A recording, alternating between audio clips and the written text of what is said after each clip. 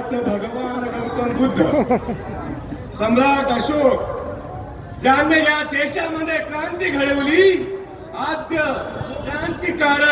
क्रांतिकारकांचे गुरु रामबा महाल, महात्मा ज्योतिरावजी फुले, छत्रपती शाहूजी महाराज.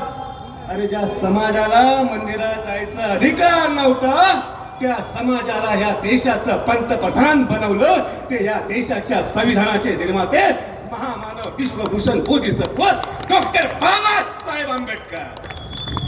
महामानव डॉक्टर बाबासाहेब आंबेडकरांची चळवळ, तरुणांच्या नसानसात पेटवणारे गीत लिहिणारे, या देशातील सच्चे साहित्य रत्न लोकशाही वामन दादा कर्डक यांना मी मानाचा मुजरा करतो. मित्रांनो, ही लढाई काही कुठल्या जातीची नाहीये. अरे आम्ही देखील त्यांना भाऊ म्हणत होतो ना आमचा. अरे ह्याच लातूर मध्ये आमच्या मातंग भावाच्या मुलीला ज्या वेळेस त्या शाळेमध्ये हॉस्टेलमध्ये मारला गेलं, कुणा मांगाचा नेता नाही आला. हा राजू काटे मुंबईहून या लातूर मध्ये आला आणि इकडून मंत्रालयावर मोर्चा काढला आणि मला म्हणते की मी जातीवादी आहे. अरे आम्ही हमेशा बाबासाहेबांना सांगितलं होतं, अनुसूचित जातीचे तुम्ही सगळे भाऊबंद आहे. अरे आम्ही तर भाऊबंदाच सारखे राहिलो रे. तुम्हाला ठोकर लागली तरी सगळं आम्ही आमचं रक्त वाहिलं. तुमच्या पोरीच्या इज्जती गेल्या, आम्ही उभे राहिलो. तुम्ही दगा फटका करता आमच्याशी. अरे आम्हाला बोला ना रे, आम्हाला बोला, आम्ही सहन करतो. पण आमचा बाप डॉक्टर बाबासाहेब आंबेडकर जेव्हा तुम्ही बोलले एवढ्या खालच्या दर्जाचे, अरे या देशाचा जर कोणी महापुरुष असेल फक्त डॉक्टर बाबासाहेब आंबेडकर.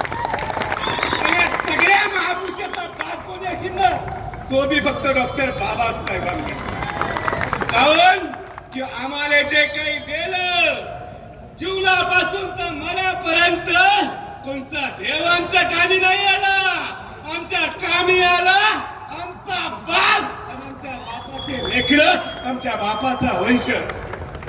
या देशामध्ये अरे ज्या वेळेस अनुसूचित जातीच्या लोक काऊन बनवले बाबासाहेबांना, असे बनवले होते की ज्या हिंदू लोकांच्या संस्कृतीमध्ये हे लोक नाही आहे.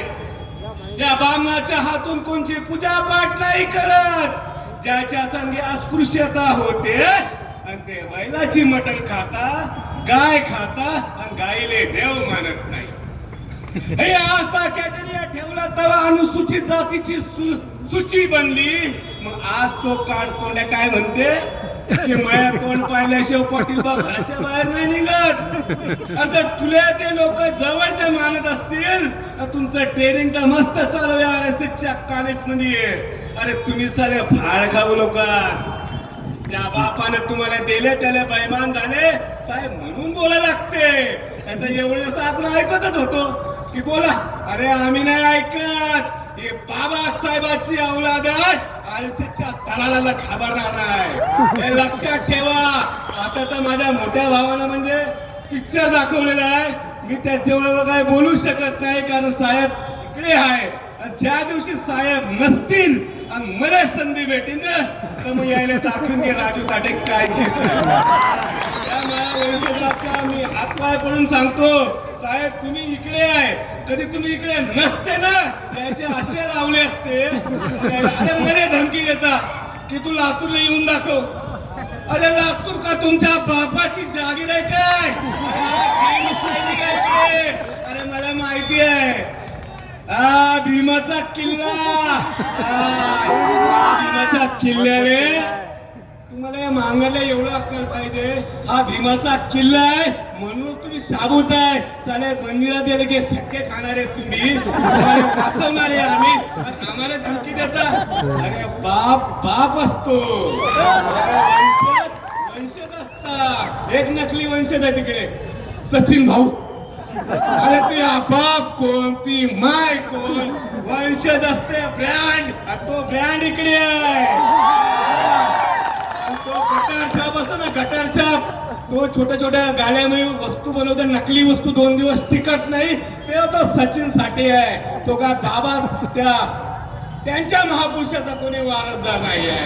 आणि आपण तर कोणालाच वारसदार मानत नाही बाबासाहेबाशिवाय, कोणालाच नाही. सारं हे सगळं जिना आहे ना फक्त बाबासाहेबामुळे आहे. त्यामुळे आता महापुरुष आपल्या आदरणीय साहेबांच्या समोर काही बोल येत नाही. काही जर बोलवशील साहेब तर तुमची माफी मागतो, पण कोणत्या भाड खाऊची माफी मागणार नाही.